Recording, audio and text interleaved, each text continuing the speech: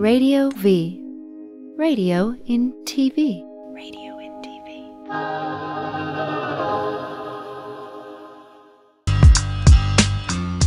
I think that maybe we can't see it now, but more time passes, they're going to say this is going to be Brooklyn's equivalent to the Harlem Renaissance.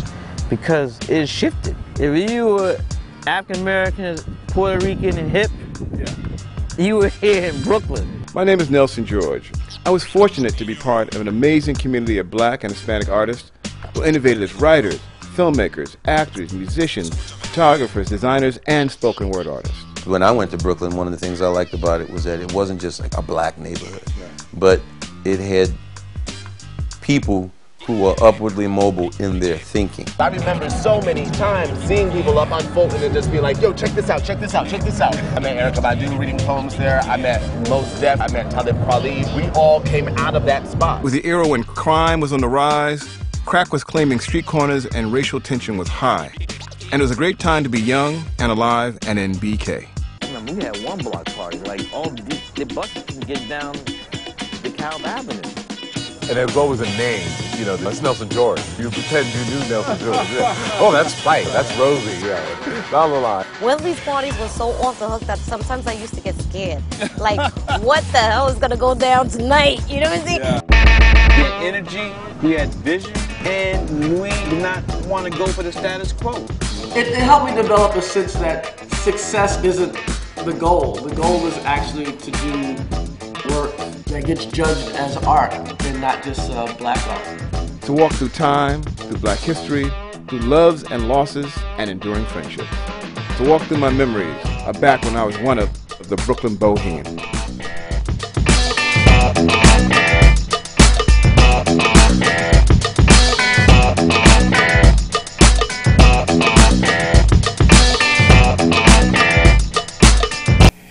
Well, there you go. That's the trailer, the official trailer for the movie Brooklyn Boheme.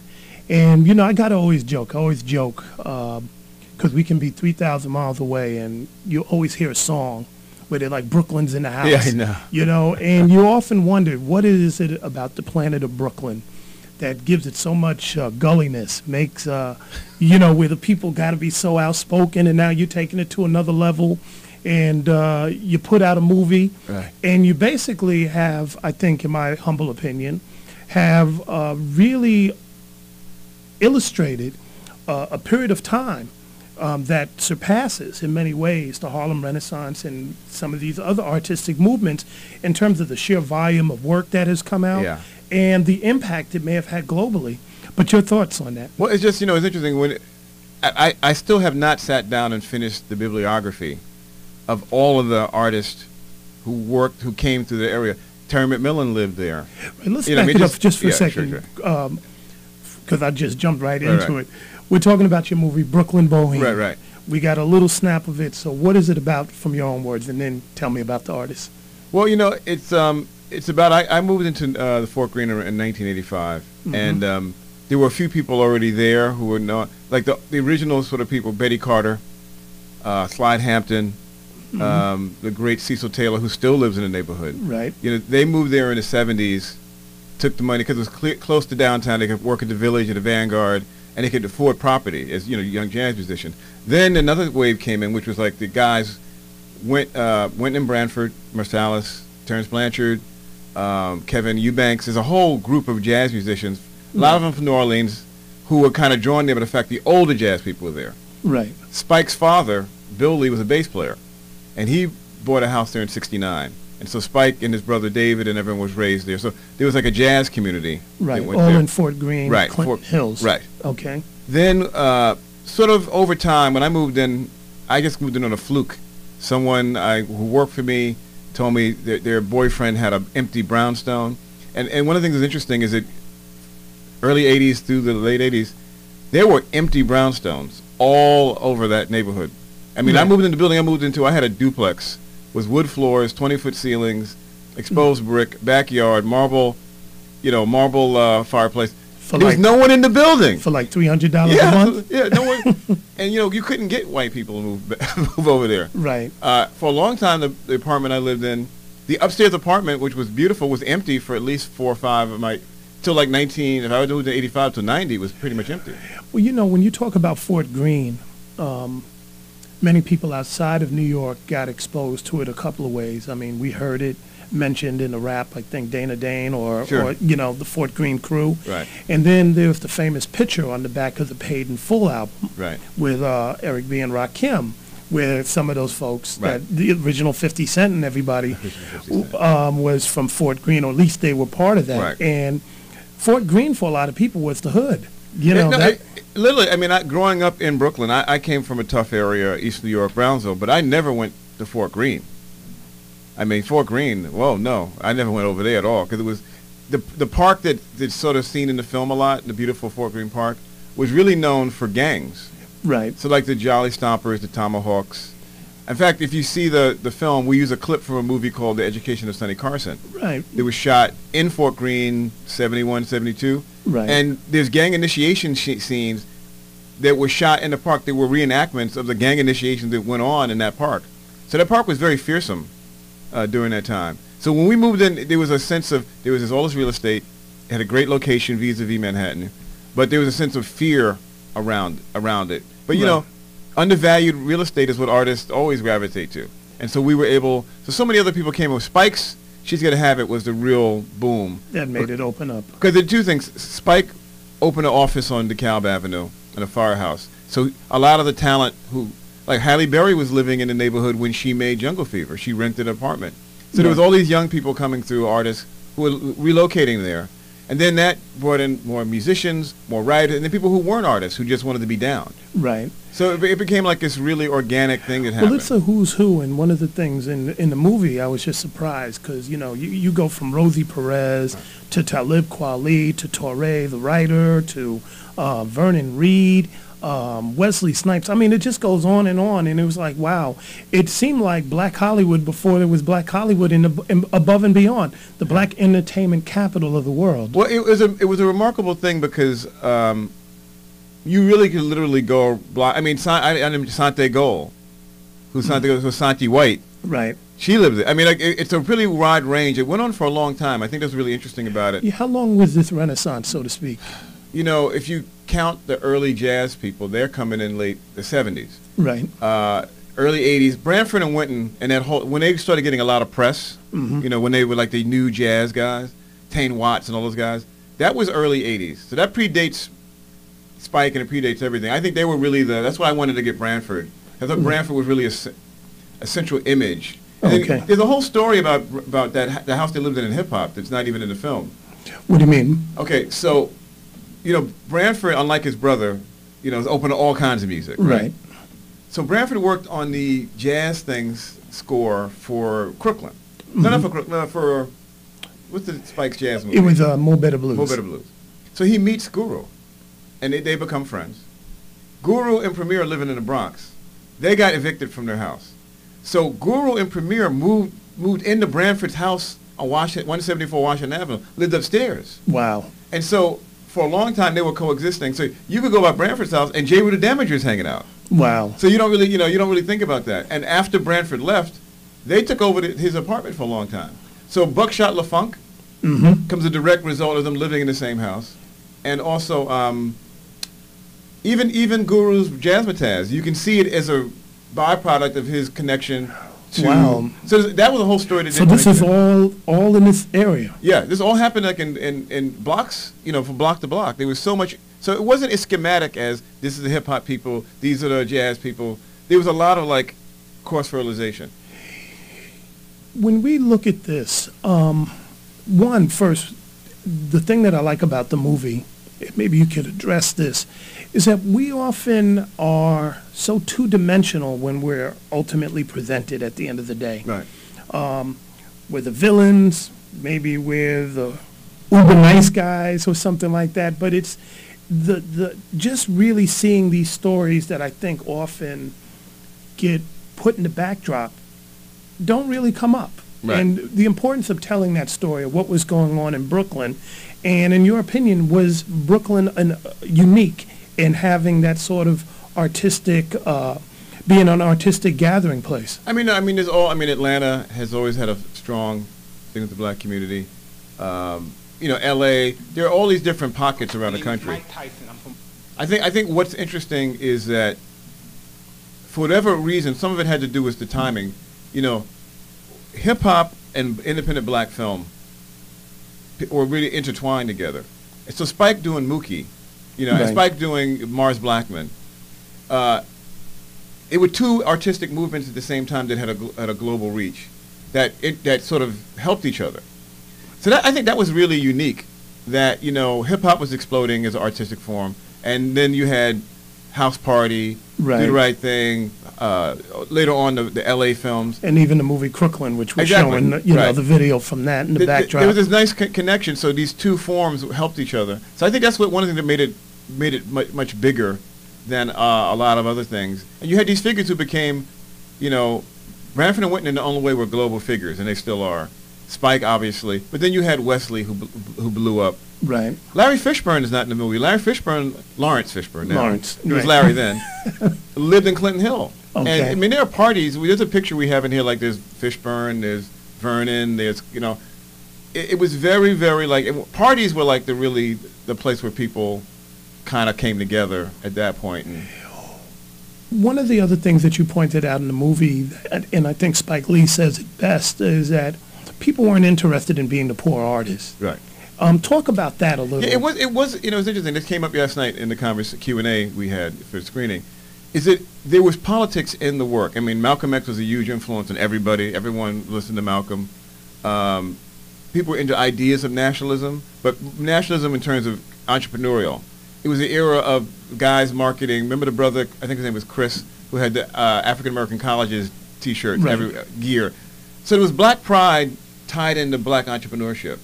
With Spike kind of is the embodiment of that, but also what was going on with hip hop and Russell Simmons and all this stuff. There was a lot of sense of we should own what we do, and also let's profit from it. We're not in it to.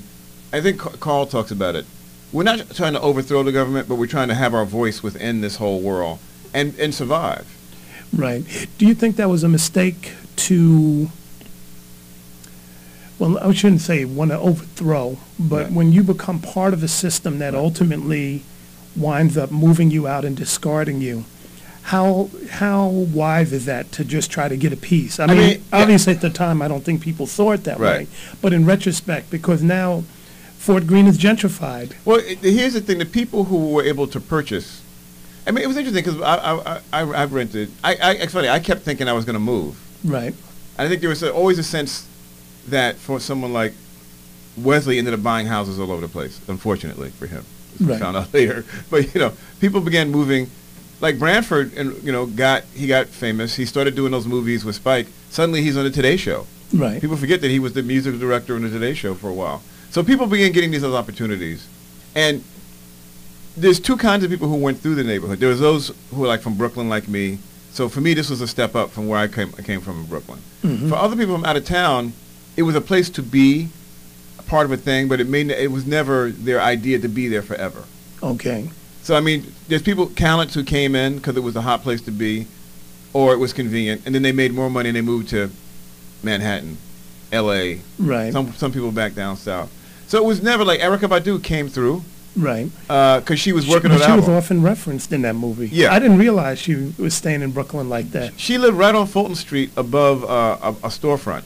How large is this area that we're talking about? That's interesting. If you take combined Clinton Hill, it's probably straight down, maybe it's 15 blocks, 20 blocks. It's probably 20 blocks when we'd call Fort Greene Clinton Hill. Right. It's hard to figure out. One thing that's happened with gentrification is that, the real estate people have changed the boundaries. The neighborhood used to kind of end at Clawson. Mm-hmm. But now people are pushing Fort Clinton Hill because it's better than saying Bed-Stuy.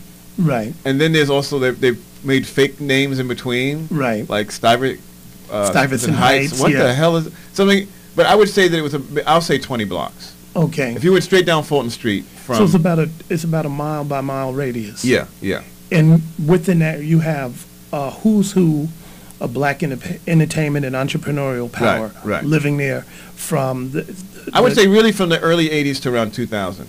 2000 is the turning point. Actually, 9/11 is a huge turning point in general for New York and certainly for Brooklyn, because what happened was twofold. Fear, all those people who wanted to live in Tribeca, downtown, like, yo, I don't know about this. Mm-hmm. So they began looking at Brooklyn for the first time as a viable alternative to being downtown. It's being close to downtown, but not in the belly of the beast. And then you begin slowly having an exodus of some of the bigger names, like Spike had to move out and went, and everyone kind of, all the bigger names moved out because of a lot of them family issues. You know, Spike tells humorously about his wife. Right, people visiting his house. Everyone knew where Spike lived. Right. Everyone in the whole neighborhood. So, like, people are ringing his buzzer. I mean, I remember everyone would, you know, you live a script, I got a screenplay, I got a CD. That's kind of tough. Right. Chris Rock, his wife had kids, and she wanted to, you know, so it was a lot of that kind of just typical lifestyle stuff. You know, I was going to ask you last night about the effect of 9/11, but there was also another thing that I think pushed New York in a certain light, and I wanted to get your opinion on it, was Sex and the City. And the whole mystique and the whole type of allure that it gave New York nationally. And a lot of people, you know, I mean, you've been there to see wherever they showed Sex and the City, people would go and there'd be long lines. There are women, you can walk to New York to this day, to the meatpacking district on a weekend, on a Friday, Saturday night, and you will see packs of women. Right. Who are Carrie Bradshaw or her friends. And that has really had a profound impact on the style and look of the city. You know, young white people have made a profound decision.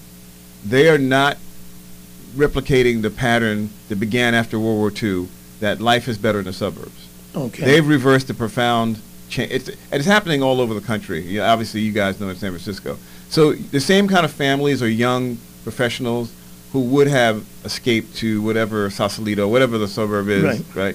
They're staying in the cities. And that's a huge shift. I mean, one of the ironies of Brooklyn is that there's so many, you run into an older 60-something white couple visiting their kids. Right.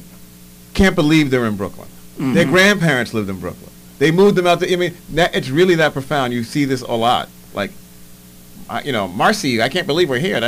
That's really happening. So that's a big shift. But when you have the gentrification type of situation, Spike Lee talks about it. He says a lot of people come in with the Christopher Columbus attitude, like nobody's lived here and they want to run things. Right. And I just remember, you know, being an uptown kid and spending a lot of time in Harlem, Harlem near Marcus Garvey Park, and seeing that when they put those condos up near there. That all of a sudden people had a problem with the drummers that have been there for decades, it seems like, you know. Well, the same problem in Fort Greene, it was a party called the Soul Summit that was in the summertime it would be every Sunday. Mm-hmm. Now it's down to like twice a summer. Really? So, because people are complaining. Oh, absolutely. Or even here in Oakland, there's a place where people go to play chess at the Starbucks. Been playing there for years. It's a big chess scene, mostly black. New people come in, they're complaining. You know, it's like they're playing chess, we want to drink coffee. So you're starting to get all this type of attitude. Yeah. Or somebody wants to take over the soccer field and make it into a doggy park. And it's like the soccer field has been a soccer field for 50 years. Right. People still play soccer. This is where but these are the tensions that happen with I mean, because this is part of the change that happened. I mean, I think this is organic, and this is part of, as I said last night, of city life. This tension between use of space. I mean, and I'm not an urban planner, but use of space is the biggest battle. Who controls whatever the small amount of Is it really open about spaces? that, or is it really just not wanting to fully embrace and integrate in a way with the culture that already exists? Well, they don't think they have to integrate. They think their culture, because my ability, especially if it becomes a owner versus renter thing.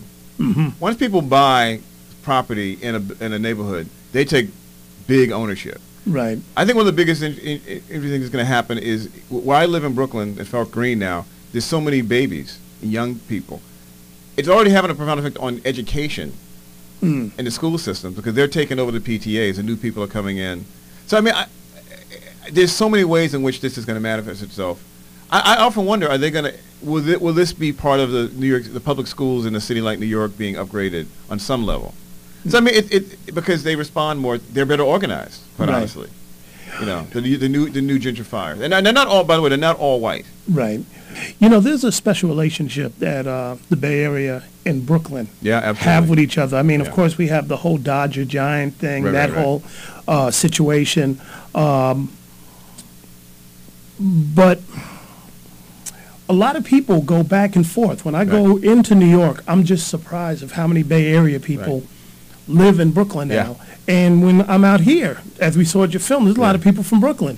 You know, what is that about? Why? And what is it about New York? Part of it is that, you know, there's this Manhattan, Brooklyn, San Francisco, Oakland parallel, which is very profound.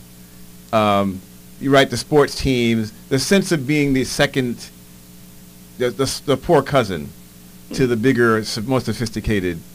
I think that really connects the two.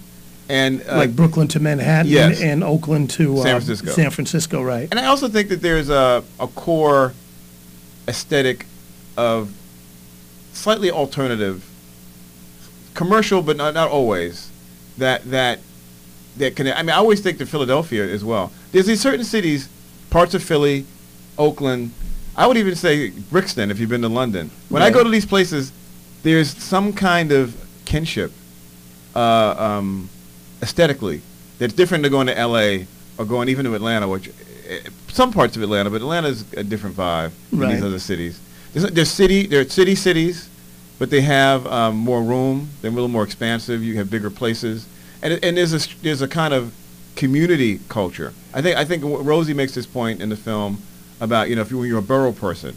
And she meant that as opposed to being a Manhattan person. You know, there's something about the neighborhood and the entrenched nature of neighborhood and the identification that's so powerful.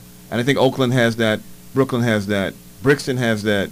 There's also a certain type of desire to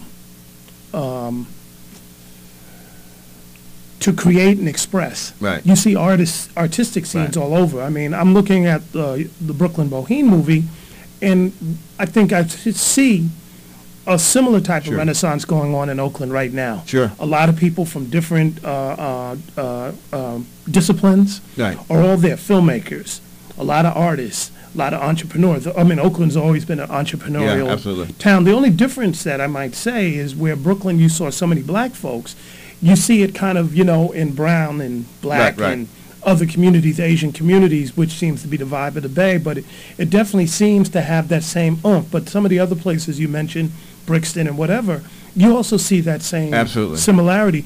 What is it about that? Is it because when poor people are together, they have to become resourceful, or I think oppression is a great creative source. I mean, I think oppression really helps. I mean, there's something about being an outsider that allows you to see the mainstream society in a different way, and it makes bonds better. I mean, I think one thing that's really, we had the party last night, the SFNY party, and the connections between people out here use the phrase, you know, people of color a lot. They really feel connected against whatever system, you know, getting access to money, access to visibility, access to media. When it comes to people of color, it's the same struggle.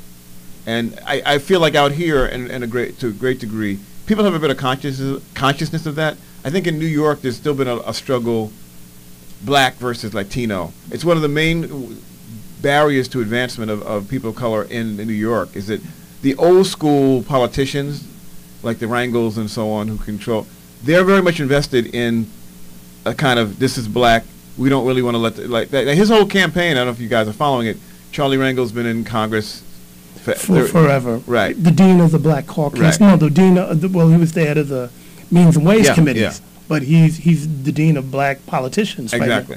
And so you have a Latino going up against him for his thing, and they're having a recount now. And that campaign got cast in a Latino versus black power struggle, which is unfortunate. It really should have been about coalescing, and I think that's the only way to maintain power, because the Bloombergs of the world, it doesn't matter to them who you are. They're stop and frisk is getting anybody brown. Right. And that should be the uniting point. Here you guys seem to have a better sense of that we're in this together than they do in New York. Wow. And then, you know, people here often look at New York and say they got it together. I think that there's a lot of issues over racial absolutism, that it has to be a black thing. And I don't think that really is totally a viable strategy in the big cities of the North anymore. You know, many people know you in the hip-hop arena. You've written a few books, including the book that you have in front of me, you know, The Plot Against Hip-Hop, you know, show it to everybody right there. Okay. Hip-hop for a long time has been cast as this unifying type of culture. Right. And you working with people like Russell Simmons, he's really pushed that line for a long time. Now looking back, how true is that? What are the mistakes? Has it been oversold, or has it really been this unifying culture that may have opened people up, including many of the people that, you know, that you featured in Brooklyn Boheme? I mean, you know, it's hard to be what hip hop has become is a commercial brand. It's a corporate thing now. Yes, and the artists are they're all, because part of it, we'll give them the benefit of the doubt. Part of it is that they probably can't really make money just off music. A lot of them. Right. So from day one, it's about what's my brand going to be? Am I going to have clothing line? Am I going to sell whatever my other scam is? Right. These records are advertisements for that. I mean, you know, there's artists who actually get paid, and I know consciously seek to get paid to mention Ciroc or whatever brand that they're pushing. It's was it Cavassier when Busta did it? Yeah. So it used to be, I mentioned my Adidas because I wore my Adidas. Right. Now I mention my Air Jordans because I'm trying to get something from Nike. Mm. So the relationship between artists and their audience, I think, has changed in terms of what that whole salesmanship. But going back though, let's go back to the '80s before it became corporatized. Right.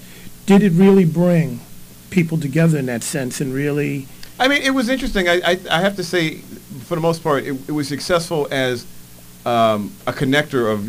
I mean, it's definitely had a profound impact on white America and Asian America, and I mean, you go to a show, and the people in the crowd who know the lyrics to OPP, right, or know the lyrics to, you know, you've named a classic hip hop record, and can dance to it, and know the dance. That was somewhat happening with Motown, let's say, but because hip hop was so more all-embracing, it was a bigger culture in a sense. There was so many different ways of entry.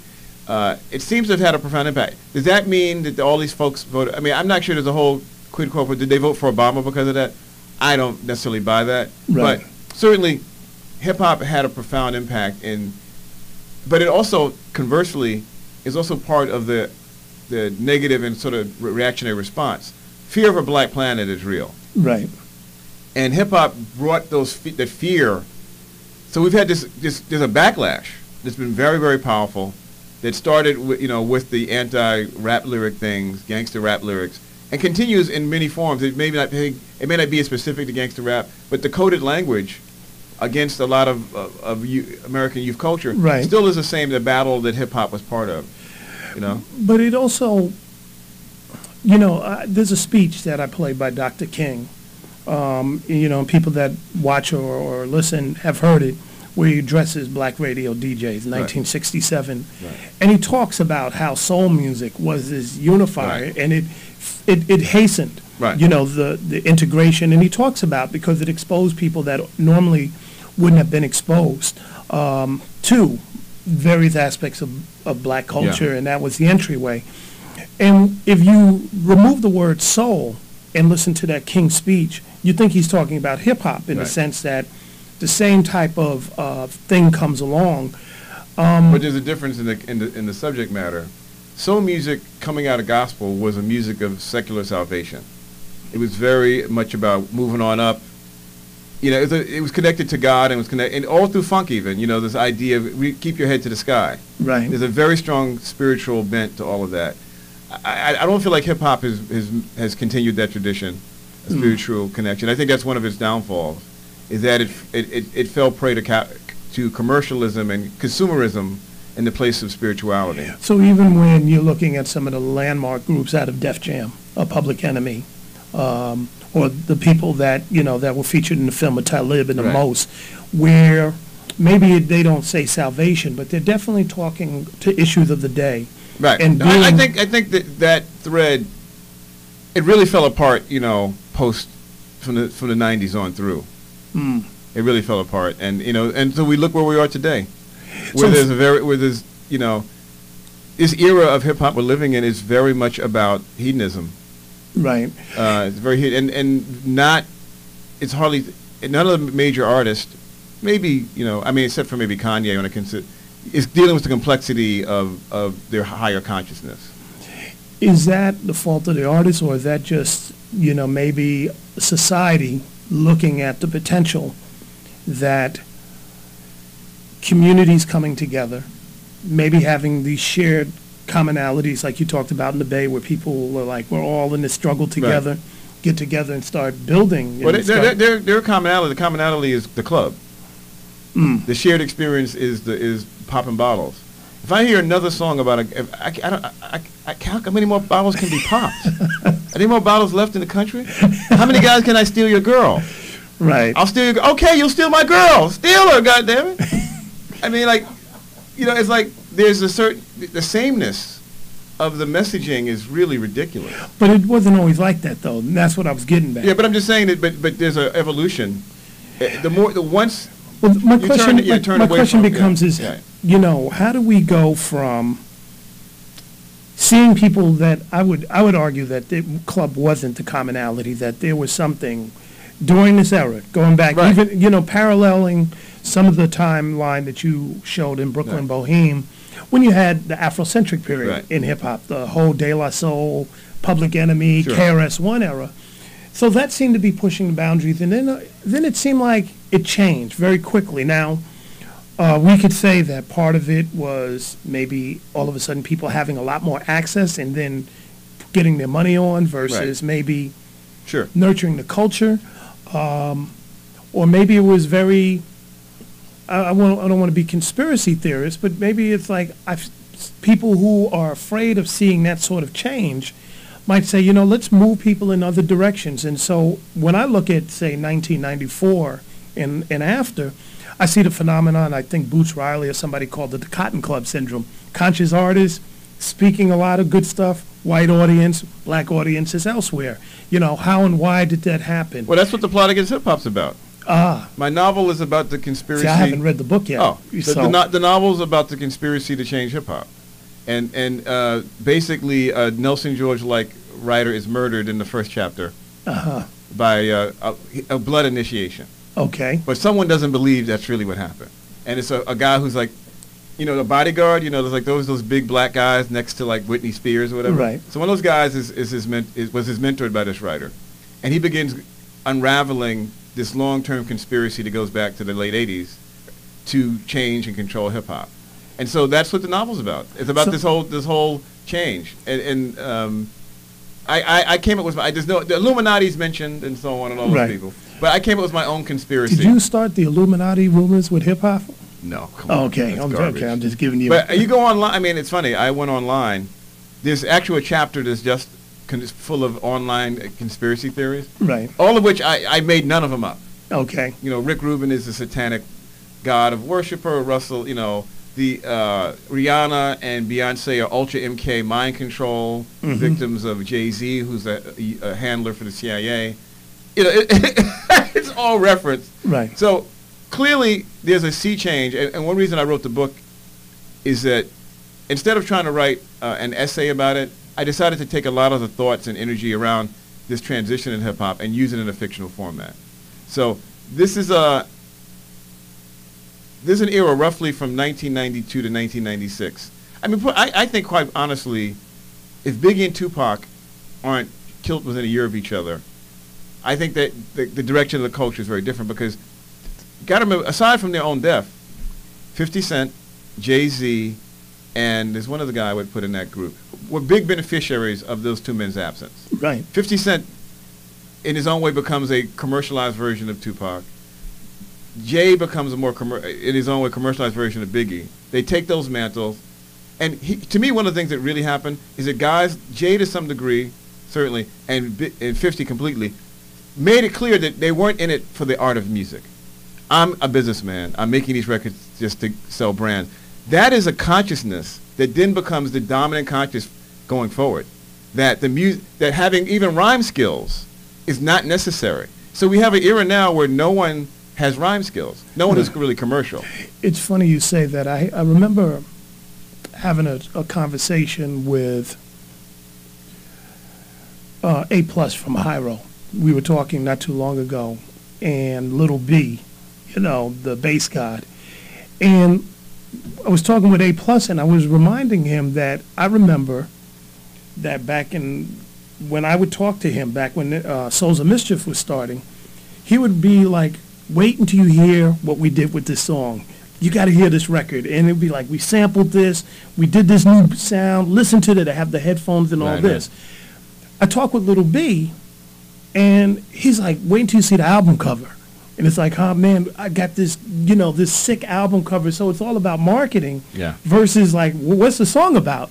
What's the, the packaging over the music. And to me, what you just said kind of personifies that shift, because they're a generation apart. And so, now you have the young guy who's a businessman, and I wouldn't say he's a businessman. I think he loves the art, but he's also very aware of the packaging. I mean, I really think that 50 is a transformative artist.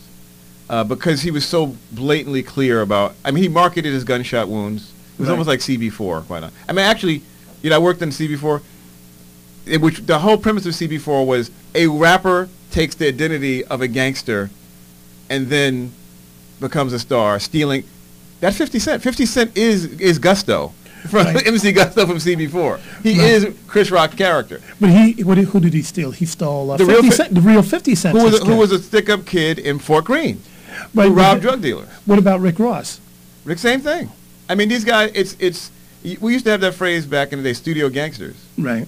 And, when we did CB4, what's really funny for us, Chris Rock and I, is that, we were kind of like, people actually did what we were joking about. We were making because no one's going to do this. Mm-hmm. But there's a lot of artists who literally live off and hip-hop became wrestling to me. It became wrestling. Mm. Yeah. But there's big money in wrestling. Yeah, there's big money in this. But I do think that it has turned off. So the transition to where it's not even about. I mean, what most of what I hear on the radio goes for hip hop is not hip hop. It's dance music with someone talking in rhyme. We're talking with Nelson George. If you're just tuning in, talking about his movie Brooklyn Boheme, talking about his book The Plot Against Hip Hop.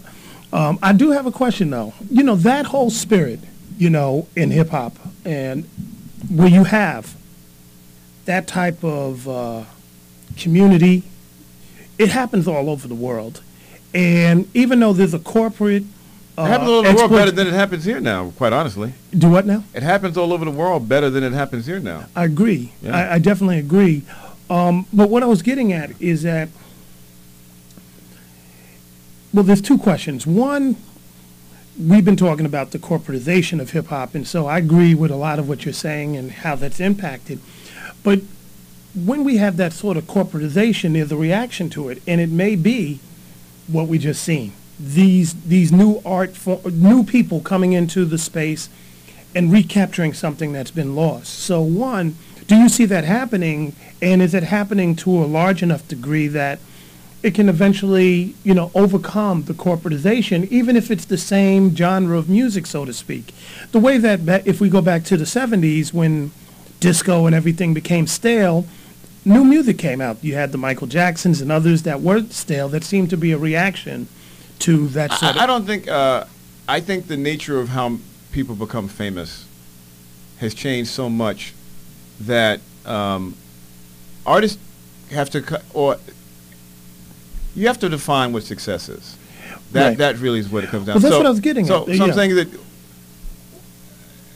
does a young artist today want to be Jay-Z, or does he want to be... Who does he want to be? If he wants to be Jay-Z, that's a whole series of journeys and compromises that he has to make.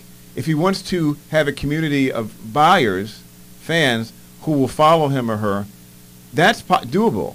And you don't need to make as much money to make a good living. Right. Potentially. So I think it's also defining your terms is everything. Well, I see that here now. Yeah. I see a lot of folks very comfortable with, I have a roof overhead. Right. I have food to eat. Right. I may not be on MTV, BET, or whatever, but I'm good. Yeah. The people Yeah. in my neighborhood love me. Right. And I see a return to that in many podcasts. I don't know if you see it as much. And if you really can see it in a place like New York, where it's such a massive place and everything is right there. I mean, the artist, it's funny. Last summer I went to a show at Prospect Park, and Joel Ortiz was the opening act. And I'd heard of him, I'd never really heard him. And I heard him live. Right. And I hadn't seen a young MC live who just really captivated me with their skill set in a long time. I went right home, I downloaded his albums, I was like a kid, oh, this is great. I was really excited because he's a real New York MC to me. Right. In terms of both his subject matter, his skill set, and so on. But I don't hear a lot of people like that. I know Joel Ortiz, to a lot of people, it's like they don't even know who he is. Right. I mean, and he's skilled. He's got the skill set. If it was '87, he's gonna blow. Right. But in this day and age, for him to become a star would take a mechanism, and almost he'd have to almost change his music. Mm. I'm sure Joel Ortiz in Slaughterhouse. If that's the measure of success. Well, that's the thing. Right. I mean, so what he defines success as will be his determinant. I mean, look at Wale. Look at the change he's made. Right. Washington, D.C. Yeah, and now he's down with Rick Ross, and he made a decision. I want to be big, and what do I need to do? I need to pop some bottles. Wow. And so God bless him. So how do we stop that train? Oh, I don't think you can stop it. You just have to have other trains. Really? Because all those trains run out of steam. Mm. I mean, 50 Cent, see ya. Right. And he was the biggest, he was everywhere. But cause if you have a minimal amount, I mean, maybe I'm judging this wrong, but it seems to me if you have a minimal amount of talent and a lot of marketing, eventually that gets stale. Right. It's one reason, like, if you use a parallel of 50 and Jay, who kind of emerged around, post Biggie, post Tupac, Jay, for whatever, is still a relevant artist. 50 is not. How has that happened? Did Because 50 burn too many bridges, or is it really... I think people got tired of being soul crap. Hmm. And his skill set, I mean, as an MC, he's not a good MC. Not a good MC. By any what we would call a real MC. Right. He's not. He had some good hooks. He made some good records and had good marketing. Do you feel that Jay and him is still relevant, or is he just a master marketer? Well, Jay is actually still a great MC. If you go see him live, when I saw that Throne tour, I mean, he's a monster MC. But he's in his 40s. But does the audience still look for that now? Because now you have a generation of people that have grown up on bottles and all that. So are they even attuned to that? It's like serving somebody who... Well, I mean, people went to see the Throne tour and not those kids, necessarily. I mean, because it's not about... The challenge, and what he's been better at than almost anybody in hip-hop, is to grow up and still maintain an audience of some kind. Whereas what tends to have happened in the past is that, the PEs are going through, or... I mean, right now, Nas, Common, that generation, they're going through a big identity crisis. Mm. Because they're just old enough now to, like, well, I'm actually older than my audience by a lot more. Right. Am I still relevant to them? So the question is, for all of these guys, is, am I satisfied with the audience I'm about to have, or do I want to compete with 18-year-olds? And competing with 18-year-olds is a losing game. Right. Well, what's the mistake they made? Not a mistake. It's just this. I mean, every time, if you look at the history of black music, there was a point when Ray Charles was the biggest genius in black music. Mm-hmm. And then he got older, and the audience shifted. Stevie Wonder. It wasn't that they don't get whack. The audience changes. Prince. I can go down the list of all these great geniuses who the album after people like, oh, well, he's over. You listen to the album now, it's a great album. Right. It's just a matter of audience. So this has nothing. This is bigger than hip hop. Would you say that that's unique to black music, or let's look at music in general? I think one of the problems it's the I call it the ticket buying question. If the Rolling Stones announced tomorrow that they're going on tour for the 50th anniversary tour, which will be I think end of this year, they're going to sell out every show immediately. Right. Same as Madonna did. Yeah, if Earth, Wind & Fire, P-Funk got together and did a tour, our sense of history is not the same. I mean, to our credit, we're a progressive culture. We look to we're interested in what's hot next. To our detriment, we do not embrace our history, and we don't teach it to our kids. So there's a big. I'm doing a documentary now on funk music. Oh wow! Okay. And I go see young bands. This guy Damn Funk. Do you know Damn Funk out of L.A.? Right. Damn Funk is one of the only guys in their 30s that I found, black, who has a record deal, who tours. Who's black, who does funk music. I mean, every other band I've seen is either a mixed band or an all white band. So, and I go see the audiences. They're white. They're young white. The jam band world. So, Right. I'm seeing the same thing happening to funk, to a degree, jazz, R&B, soul, blues. What about hip hop? Well, hip hop is. I mean, if you went to see Rakim right now, who would be there? Right. Who would be in the audience?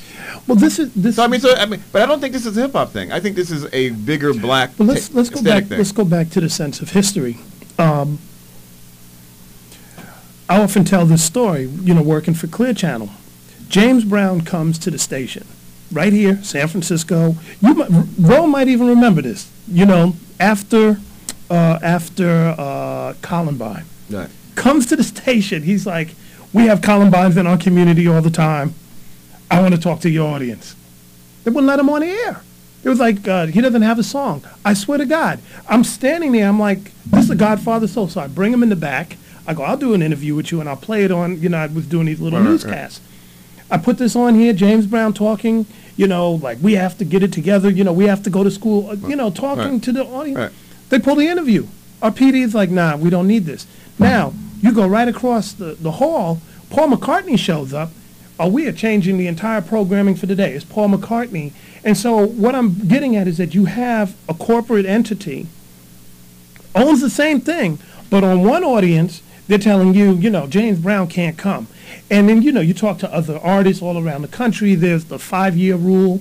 So, you can't play any record more than 5 years. For people who don't know, that's one of the dictates that you have in many urban stations, because they do the research and the audience doesn't know it, so you can't go past 5 years. But, there is a classic rock station where I can hear Beatles and all that stuff, and it's celebrated. And we often say it's us, but I'm looking at the same owner running both entities, and he's picking one to be shortchanged, and the other one he's celebrating. We're going to celebrate this Paul McCartney, but James Brown can't come on your station for hip hop and R&B Right. in a place like the Bay. Well, there's nothing to say. You said it. There's nothing to say about that. It speaks for itself.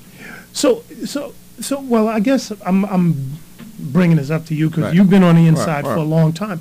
What do we do to change that? Can we change that dynamic when so many of us have been locked into that corporate? The artists have to be the artists have to be part of the solution. When you sample someone, you have to make it clear who that is. When you're using someone's hook that you took, and just now you're singing with auto-tune, Right. you need to acknowledge who that is, because the audience thinks that these records are their records. I mean, I interviewed Bernie Worrell a couple weeks ago. I interviewed Maceo Parker. These guys, they've stopped even chasing artists for money. The statute of limitations on samples, there's a limitation. They're like, well, they just gave up. But do they want the money or do they want the Both. acknowledgement? They need both.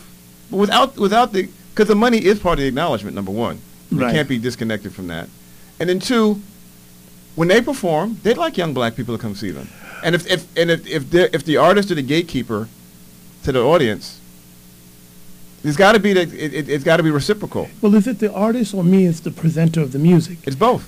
So you can't. The so- artist did not get a pass. The artist did not get a pass. Okay, but Artists did not get a do we pass. put when, just when as they go on much? Vibe magazine and they do the interview and they talk about that hot record they had on, and the fact is that the hook they stole was from a Bobby Womack record, they need to tell people that was Bobby Womack.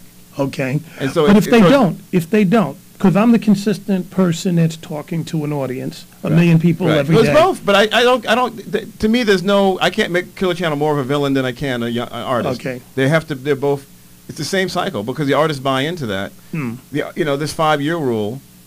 When you go to a show, if you see Chuck D or some of the people who, not even just Chuck. I mean, there are people who know, but you got to tell. If you go see Q-Tip DJ in New York, Q-Tip plays everything, Right. and he makes it kind of clear what he's playing. This is important. The heritage has to be because truly, you can't rely on Clear Channel to tell your history. That's true. It's not going to happen. So all of us have to shout it out. Because that's what my whole job is right now. Let me tell you something. I realized, in about in the next 10 years, almost the entire generation of soul people who created that music that we love, from Berry Gordy, they're all in their 70s. I'm interviewing Kenny Gamble, 69. Aretha's we have to. They're going to be gone in 10 years. Wow. The actuarial tables are correct.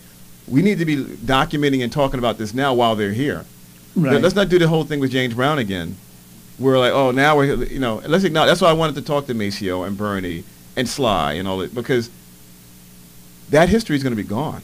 The first person like that since they were there at the creation, because hip hop is built on the backbone of these beats. Right. When you wrote Death of Rhythm and Blues, you made a lot of profound statements, a lot of, you brought to the table, you did a good job documenting a lot of stuff. If you was to write that now, what would you add to it now, having, 20 some odd years of knowledge? It's about 20 years old now, book, right?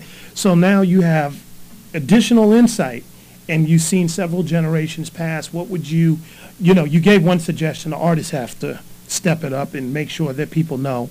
But what are some other things, us as a community, people like us who are in institutions, whether it's me or you, that maybe have some ability to call? The biggest mistake that the generation of the 80s made, because the book was written in 88, so you could see forward, was really not holding on to ownership of their masters and ownership of their labels.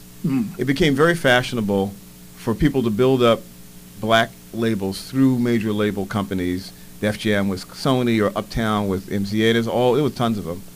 And they let those things get away from them. They sold them out for cash. They cashed out. That was a mistake. Okay. Because the legacy, then Def Jam becomes a brand as part. Most of these things disappeared. Def Jam at least still exists as a logo. Right.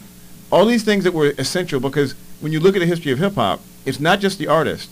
There's these relationships with entrepreneurial figures, Fly Ty Williams, or, even Jerry Heller, give Jerry his due, whatever, at Ruthless. There were people who were invested in that music and culture. They got pushed out of the way, or they actually bought themselves out. And that had a big effect, because they began being left, the decisions began left to corporations within. Right. I think that was a really big, and that is a change that, like, when you talk to Kenny Gamble and so on, who, they had the first deal like that. Kenny Gamble got his masters back. Right. They got back all of their masters from all of their music, and they still put out box sets, and they still profit from the labor they put into it. Right. And the hip hop generation entrepreneurs do not. I think the biggest challenge that I find is that when you don't own it, certain things can disappear. There might be because somebody else controls it. So you might have an anti-war song. Like I remember I seen the Roberta Flack. They had a box set and they didn't include her song about Vietnam. Right. And it's like, no, she has an anti-war song. You're trying to find it. Right. It ain't on the new thing that comes out. Right. Or the Jacksons had an anti-war song. Right. Little subtle things that might have been like, might not have been a good marketing strategy, but it might be tremendously important if you look around and go. But I just want to say that's not always. Barry Gordy probably wouldn't want to put it out either. Because there's also one of the other things I would say about your question you asked. One of the most frustrating things I've seen throughout my entire journey is that the black business community and the black artistic community have never really worked together well. And a lot of it has to do with there's a conservatism and there's almost a contempt for artistry among some of the people who should be. If you look at how BET was traditionally run, I don't feel like Bob Johnson had really respect for creative artists. Right. He made money off of them. And that's not an isolated thing. So over and over again, I've been to meetings and seminars and conferences. Let's get the black business people in the. It never happens. And usually it's because, in my opinion, the business people don't. I don't know what it is, what we do to the black people who run businesses, but they really don't have the respect for the art that they should, and so they don't benefit from the art the way they should. Right. And I think that's to me. When I look back over this arc, that would have been one of the things I looked at was we built all these great, hip-hop built all these great grassroots businesses. How many of these folks were able to take those businesses and sustain them and make them into institutions? Is hip-hoppers making the same mistake, though? I'm sorry? You know, or the hip-hop artists who now have become entrepreneurs, you know, the Well, JVs of the world, do they respect the art, or they really moved into a business corporate culture? Well, I think that, I'll say this, those guys, if you took just a couple of them, you took Jay, probably 50, and Diddy, these guys have made more money than all of the greatest artists of black music in history. They've been able to, they've had mobility in terms of the kind of businesses they could get into that their predecessors could not do. You know, Aretha Franklin couldn't walk in and get her own liquor company or part of it. So these guys have had a chance to do a lot of stuff. They're going to end up, unless they're really, really bad with money, they're going to really. So I mean, no, I'm saying that people have benefited, But let's move, materially let's- benefited, let's- and they've employed black people. Let's move beyond Yeah. the financials. Right. I mean, I agree with you. That's true. But let's look at 50, Diddy, and Jay-Z. Okay? Jay-Z's the only artist of the bunch. But, okay, true. Yeah. But Puffy has a deal now with Comcast. He's getting ready to do a Right. music channel. You know, 50 has this big movie deal, and you know, Jay at one point he was doing Def Jam. You know, Right. just looking at those three, do you feel that they followed more in the footsteps of the Bob Johnson in the sense that they can make money off the art, but did they really respect it, even if they were a part of it? You know, or did they move like it's all about money, not about art? I think that Jay and Diddy both respected his art. Okay. I know that 50. I can't really vouch for that. Okay. But I think that Jay really loves emceeing. He loves the art of it. But and- but as a businessman, will he make sure that you can MC because he loves it? Well, he Will seems he to give you the nurturing? he seems to be trying to make J. Cole a star. Okay. And he seems to be trying. I mean, he's got a few people. I mean, he tried forever with Memphis Bleak. You know, so you can't say that he didn't try and give that brother a shot. Man, He gave him many shots. you gotta love Brooklyn here, boy. That was a body blow. George Nelson with the body blow to me. You know, and I think really, you know, Puff loves it. But you know, Puff is just like he's busy doing a lot of things. So he's had some successes. Obviously, you know, after you find Biggie, I don't know. You can keep trying, but you're not going to match that. Right. Well, Now, you know. Well, what I'm looking at is you know, as we get ready to close out with Nelson George, it is a pleasure talking to you, man. We don't get a chance to have, you know, somebody like you here. I'm looking at the money that Jay and Will Smith, for example, Right. invested in Fela. Right. That's what I mean when, you Right. know, like that sort of respect for the art, you know. I mean, you know, Will has a lot of property. He does a lot of different things. I mean, what you find out with these guys is they do have a lot of side quiet things that they do. Right. You know, when Will, people always forget about Will. Will is, you know, the biggest movie star in the world, and he's done a lot of stuff. He's very interested in Africa, and he's got investments over there. I mean, it's interesting that I always forget to talk about Will in these things because he's so above it now. It's almost like you forget that he was the Fresh He's Prince. Big Willie. He's so Big Willie. He's another level. And now with Tom Cruise falling, it's all about Big Willie. Yeah, and you know, and now he's apparently doing a movie with his kid. Yeah. You know, he's an interesting guy. I mean, his wife is very political. Jada is really very political. Yeah. You know, so I will. It'll be interesting to see what the conversations go on in that household about these things. But Jada is someone who actually you know, if Will has investments in some, I'm sure she's definitely up in that. Right. Because she's always been very conscious about that. Okay. Nelson George, thank you so much. Hey, it's a great, man. Thank you for having me, man. We'll be right back, folks. Peace.